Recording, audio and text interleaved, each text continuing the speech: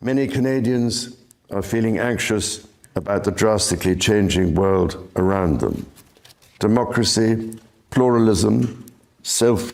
The afternoon air was unusually still inside the grand corridors of the royal residence, carrying only the faint sound of distant footsteps, when King Charles found himself in his private study and stumbled upon something he was never meant to see. A small bundle of letters, tied delicately with a faded ribbon and carrying the faint scent of aged paper and perfume, sat quietly in the shadows. At first glance, they appeared harmless, almost sentimental, but as he unfolded the first page, the words hit harder than any public scandal ever could. These were not political messages or casual family notes. They were love letters written by Camilla, his queen, to another man. What Charles read altered everything in an instant. The discovery was seismic. The day had begun quietly, without any expectation of drama. King Charles had sought the refuge of his private study after a morning filled with engagements, yearning for the silence he cherished in the small pockets of time between public duties. The study was his sanctuary, a space where the ticking of the antique clock and the polished wood aroma offered a fragile sense of order, a small haven in a life scrutinized endlessly by public eyes. Sunlight spilled through the towering windows, glancing off the spines of leather-bound books and the framed photographs that adorned the desk. He had been looking for an old speech draft he believed might serve him in an upcoming address. His fingers brushed the edges of a rarely opened drawer, one that held personal keepsakes and documents preserved over decades, untouched by the daily life of the palace. As he sifted through the folders and notes, his hand brushed something unusual, something that did not belong. A small, cream-coloured bundle, bound neatly with a faded ribbon, had been tucked deep in the back. The paper was slightly aged, the edges curling enough to reveal it had been handled more than once. At first, Charles thought it might be correspondence from his late mother, or perhaps early letters from his time with Camilla, preserved for nostalgia. He lifted it out carefully, feeling the delicate weight of the pages in his hands. A faint trace of perfume lingered on them, subtle yet unmistakable. He sank back in his chair, curiosity swelling like a tide. The first envelope bore a handwriting he knew intimately, Camilla's, but the name written below was not his own. It was someone else entirely, someone from outside the palace walls, a name tied to old rumours he had long dismissed. His breath hitched. For a long, tense moment he hesitated over the flap. Should he leave it sealed, pretending ignorance, or open it, risking the confirmation of a truth he feared? The moment stretched, heavy and almost unbearable. Finally, he slid the letter free. The paper was soft beneath his fingers, the ink slightly smudged as if pressed hurriedly or by tears. The opening line struck him harder than he had imagined. Tender, intimate, clearly written for someone who was not him. The room seemed to still itself. The ticking of the clock became deafening, echoing in the sudden silence. He read each sentence slowly, disbelief mixing with dawning understanding. This was no fleeting note, no casual message. It was a love letter, brimming with intimacy and familiarity, carrying memories and promises that had no place in their marriage. Charles placed the letter carefully on the desk, his hands resting beside it, as if grounding himself against the tidal wave of revelation. The ribbon-bound bundle held more letters, each envelope a doorway to a truth he had not been ready to confront. Outside, the day went on as normal, but inside the study, everything had shifted. He lingered over the stack, staring at it as though the papers themselves might explain the story if he gazed long enough. The first letter lay open on the desk, its words still echoing in his mind. He read it twice, hoping the meaning would somehow change on a second pass, hoping some hidden context might absolve it. But the words were unwavering, clear in intent, soaked in affection that was neither platonic nor distant. He reached for the second envelope. The paper was cool and smooth under his fingertips. Camilla's handwriting, its elegant loops and flourishes, was instantly familiar. The date caught his attention. It came from a time when they had attended public events together, smiling for cameras, performing their royal duties with perfect composure. Yet this letter had been written in quiet hours between engagements, addressed entirely to someone else. It felt like a window into a life he had never known. He could not stop himself. The letter was longer than the first, brimming with intimate details, private jokes, and moments shared away from watchful eyes. The language was soft, comforting, and intimate. Not the guarded tone usually found in royal correspondence. The bundle itself had been carefully arranged. Each envelope was sealed meticulously. The contents were ordered as though meant to be found by the right person, but never him. The ribbon was knotted just tightly enough to hold them together without damaging the paper, a gesture of care and preservation that unsettled him deeply. These were not discarded scraps of the past. They had been hidden deliberately, preserved as something deemed precious. He leaned back in his chair, the weight of the discovery pressing heavily on his thoughts. Who else knew of their existence? Had the letters been tucked away for decades or recently cherished? The secrecy around them weighed on him, a stark reminder of the fragile, guarded privacy he inhabited in a world always watching. The temptation to read every single letter surged within him, but so did the fear of what they might reveal. He returned the second letter to the bundle, his fingers lingering on the ribbon. The study, once his sanctuary, now seemed to hold its breath. Somewhere in these pages lay a story he had not been told. With each unopened envelope, the truth waited quietly, insistently. Outside, the world remained unchanged, patient and indifferent. Light shifted as the afternoon deepened. Yet inside, time seemed suspended. Words cut deep, sharper than any sword. The decision to open the third letter was not made lightly. Charles sat for minutes, hand resting on the bundle, the faint perfume still clinging to the paper. He reminded himself that knowing the truth was better than living in darkness, yet a part of him dreaded confirming his suspicions. Finally, he untied the ribbon and slid the next envelope free. The knot felt loose, as though undone and retied countless times before. The handwriting was unmistakable, but urgent, breathless, spilling across the page with a force too strong to contain. There were no formalities, no guarded phrases, only a rush of words. She wrote of missing him, counting the days until they could meet again, of moments shared in hidden places where no one could see. The imagery was vivid, painting a picture so real that Charles could almost hear her voice aloud. Each sentence struck like a precision blade. A trip she had taken, remembered as official engagements, was described instead in stolen hours with another man. Details wove together fragments of memory that now appeared in a completely different light. Conversations once harmless now carried a hidden weight. Smiles he had overlooked returned with sharp clarity.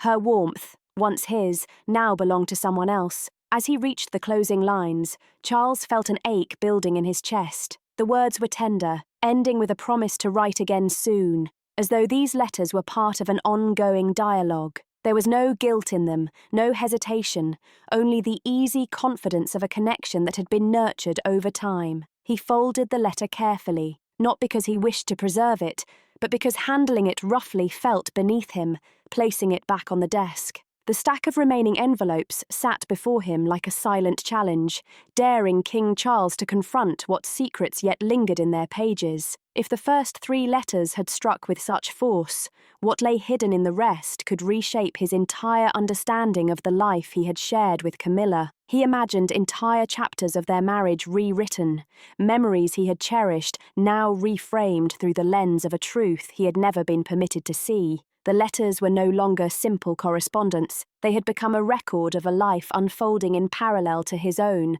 lived outside his awareness yet existing alongside him in the same house, the same walls, the same days. The study had grown colder somehow, the light streaming through the window now harsher, reflecting sharply off the cream-coloured paper. As he reached for the next envelope, he could feel the weight of what it might contain pressing against him. The anticipation was sharp, almost painful. Whatever was inside this 4th letter, he knew instinctively would cut as deeply as the ones before. The truth was no longer something distant, something hypothetical. It was here, in his hands, and it showed no mercy. The letter began innocently, almost deceptively, with a light remark about the weather, a playful observation written in Camilla's familiar hand, a brief, almost teasing pause before the emotional hammer struck. Charles dared to hope, just for a fleeting second, that this one might be different, that it might be benign, a distraction from the sting of the previous revelations. But halfway down the first page, buried casually in the flow of her words, came a reference that altered everything. A name, not merely a first name, but a full name, written clearly, even proudly, as if the intended recipient had always been meant to know. Charles froze in place. The name was familiar, someone seen at the edges of events, close enough to be known, but never prominent enough to attract attention. He recalled polite greetings at receptions, an understated figure, quietly present in the social fabric,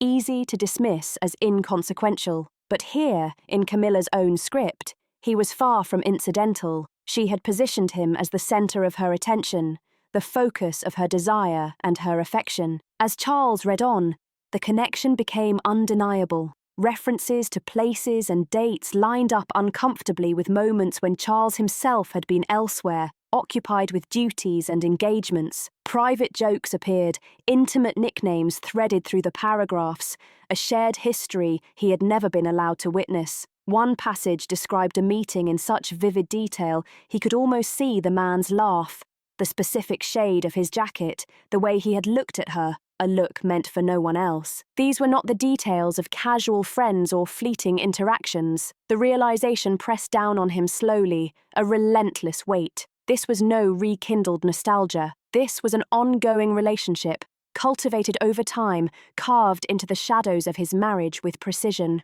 The identity of the man made the revelation all the more painful. It was someone close enough to trust, someone whose presence had been woven seamlessly into their world, someone Charles might have spoken to, even confided in without suspicion. The betrayal now carried not just the sting of infidelity, but the sharper edge of familiarity. Memories of past encounters came rushing back, altered forever. He recalled a garden party years ago, the man laughing with Camilla beneath the shade of an ancient oak. At the time, it had seemed innocent, unremarkable, a simple scene among many in their public life. But now, through the lens of these letters, the memory twisted, revealing subtleties and sparks that had previously escaped his notice. The ease between them, the quick flash of connection, the way her eyes lingered just slightly too long. Charles placed the letter carefully on the desk, hands steady, breath slower than before. The name leapt off the page,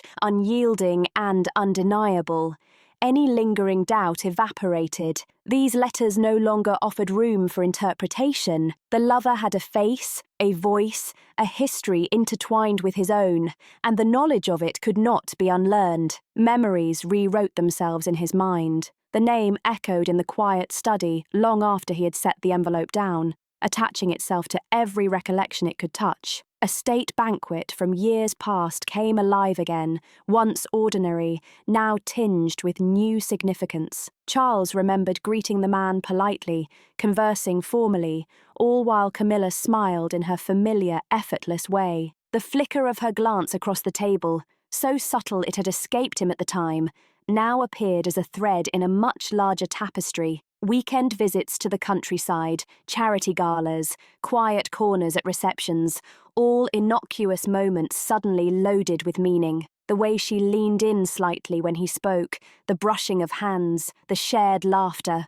all now replayed with an undeniable, painful clarity. Every image shifted, layered with a truth he wished he could unsee. Every marriage carries compromises, periods of distance, moments of duty over desire. Charles had accepted the pressures of royal life, the way it forced parallel movements rather than constant closeness. But this was not distance born of duty. This was an entirely separate existence, thriving alongside the life he thought he knew. He reached for another letter, hands slower, hesitant, almost reverent. The words inside were warm, personal, but intrusive, bleeding into his memories, reshaping them without his consent. Private encounters interlaced with public events he had attended, moments where he was present yet rendered invisible. The letters did not merely recount events, they rewrote timelines, intertwined themselves with his perception. and unsettled him to the core. A gnawing question emerged. How much of what he remembered was true, and how much had been coloured by absence or omission? Had aides or others noticed clues they never voiced? Had these interactions been visible to everyone but him? Or had the palace, like him, been kept in blissful ignorance until now? A profound weariness settled over him, the kind born not of fatigue, but of betrayal's slow, heavy weight. The study, once a haven of familiarity, now felt hostile.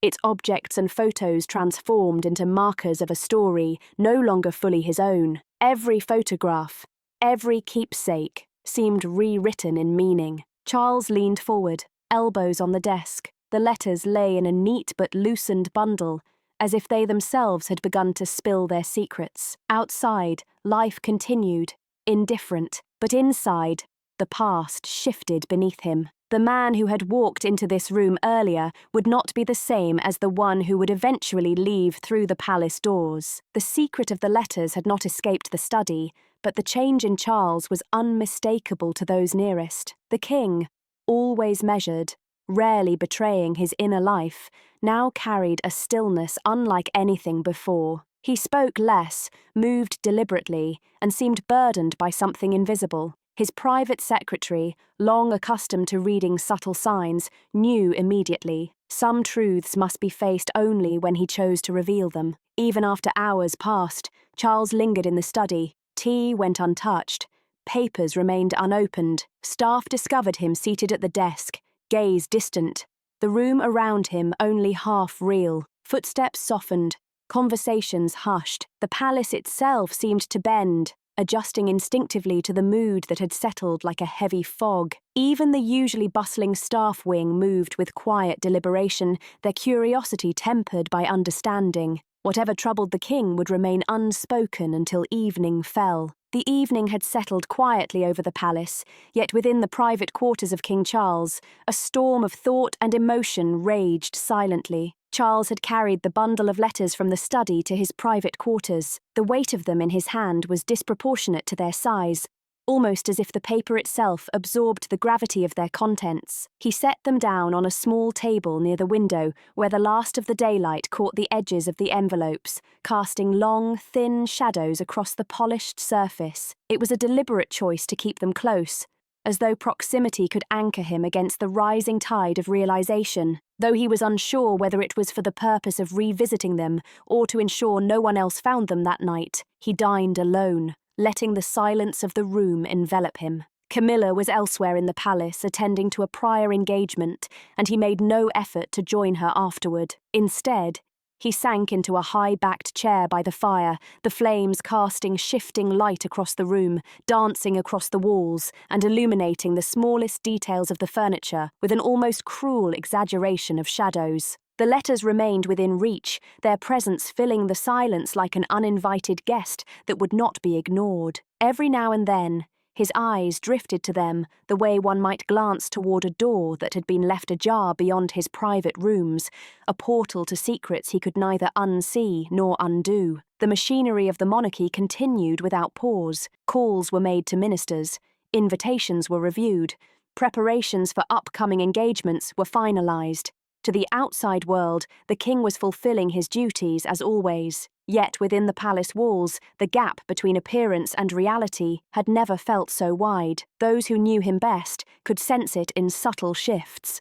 The measured politeness in his tone when he spoke, the careful avoidance of certain topics, the pause that lingered longer than usual before answering a question. In the stillness of the late evening, Charles walked back to the table and rested his hand on the bundle. Once more, the ribbon was loose, now the edges of the letters slightly uneven from where he had read and replaced them. He thought about locking them away, about burying them where they could no longer reach him, though he knew deep down that even if the paper was hidden, the words were already carved into his memory. Some truths, once uncovered, could not be sent back into the shadows behind the polished doors of the palace. Far from the cameras and ceremony, the king was no longer just a monarch fulfilling his role. He was a man confronting the quiet devastation of knowing that his most private trust had been broken, and that the walls meant to protect him had done nothing to keep this pain from finding its way inside. The decision to confront Camilla did not come quickly. For 2 days, Charles carried the knowledge in silence, weighing the possible outcomes of a confrontation, reading and rereading the letters until the ink seemed burned into his mind. Every time he looked at Camilla in those days, her face seemed both familiar and foreign, as though he were seeing her through a veil he could not lift. When the moment finally came, it was late in the evening. They were both in the private sitting room, a space usually reserved for quiet conversation. At the end of a long day, the fire was low, casting a muted glow over the furniture, stretching shadows across the floor. Camilla was seated with a book in her hand, her glasses resting low on her nose. She looked up when he entered, offering a smile that faded slightly when she saw his expression. Charles did not sit at first.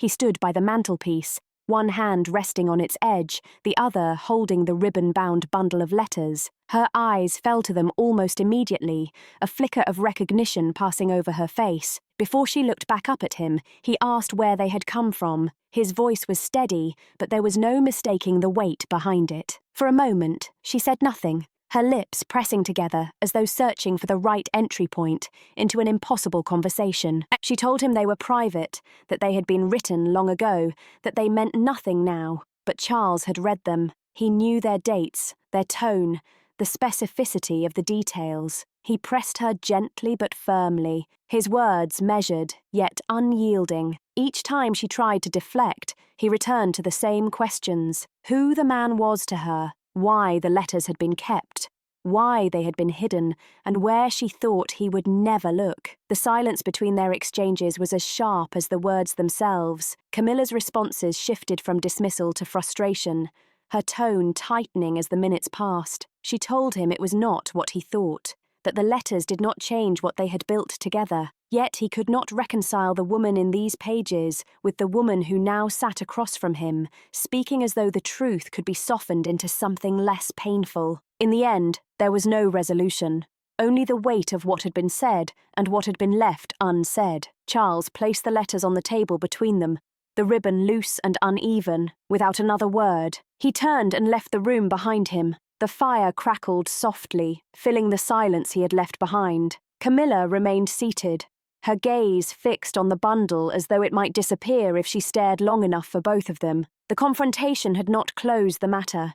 It had only confirmed that some truths, once spoken aloud, could never be undone. The weight of public image pressed alongside the private. The morning after their confrontation, the palace awoke to its usual rhythm. But for Charles, the routine felt hollow. Engagements were lined up, meetings scheduled, speeches prepared, yet every task carried the faint hum of distraction. The bundle of letters, now resting in the drawer of his private desk, seemed to pulse in the back of his mind. He knew they would not leave him, no matter how far he travelled from that room. Camilla, for her part, emerged for breakfast with the same poise she had perfected over decades in the public eye. She spoke to staff in her usual warm tone, gave instructions for the day, and behaved as though the conversation by the fire had never taken place. Yet Charles could see the difference. There was a watchfulness in her eyes, a subtle calculation in every gesture, as if she were gauging his next move. The challenge was not just personal, but institutional. The monarchy thrived on the image of stability. Any whisper of discord between the king and queen would be seized upon by the press, dissected and magnified until it overshadowed everything else. Charles understood this better than anyone. A single misstep could dominate headlines for weeks, distracting from the work he was trying to do for the country. The thought of the letters becoming public filled him with a kind of dread that went beyond humiliation. It would not just wound him, it would damage the crown. In private meetings that day, he spoke with his communications secretary about upcoming public appearances. The conversation was strictly professional, but beneath it ran an unspoken agreement. The image of unity between him and Camilla had to be maintained at all costs. Photographs, public gestures, and shared engagements would be carefully managed to reassure the nation that nothing was amiss. Charles played his part. At a charity luncheon, he smiled when cameras turned toward him, Camilla leaning slightly toward him. As they were photographed, the crowd saw a king and queen working in harmony, engaged with their guests and committed to their roles. Inside, Charles felt the sharp dissonance between the public performance and the private reality. That night, alone, in his study, he reflected on the impossible balance he was trying to maintain. He could not erase what he had learned, nor could he risk letting it fracture the carefully guarded facade of the monarch. He depended on every decision. Every word now carried two weights: the weight of his personal truth and the weight of the institution he had sworn to uphold. The letters remained in the drawer, untouched since the confrontation. Yet their presence was a constant reminder that the stability of the crown was being propped up by silence. Charles knew the day might come when silence would no longer be enough, but for now it was the only shield he had. And so the public would see what they had always been shown: the polished image, the united front, while behind the palace doors, the fracture quietly deepened. A monarch changed forever. In the weeks that followed, the rhythm of royal life resumed its familiar pattern. But for Charles, nothing felt the same. The engagements, the ceremonies, the endless handshakes and polite conversations all played out as they always had. Yet beneath the surface, a quiet shift had taken place. He carried himself with the same dignity expected of a king, but there was a new distance in his eyes, a faint shadow that those closest to him could see but dared not mention. The letters remained locked away in his desk, bound once more with the faded ribbon. He had not looked at them again, yet their contents lived in his memory with unshakable clarity. Sometimes in moments of stillness, phrases from the pages would return to him unbidden, as vivid as when he first read them. They came not as a flood, but as quiet intrusions, fragments of sentences that reopened the wound.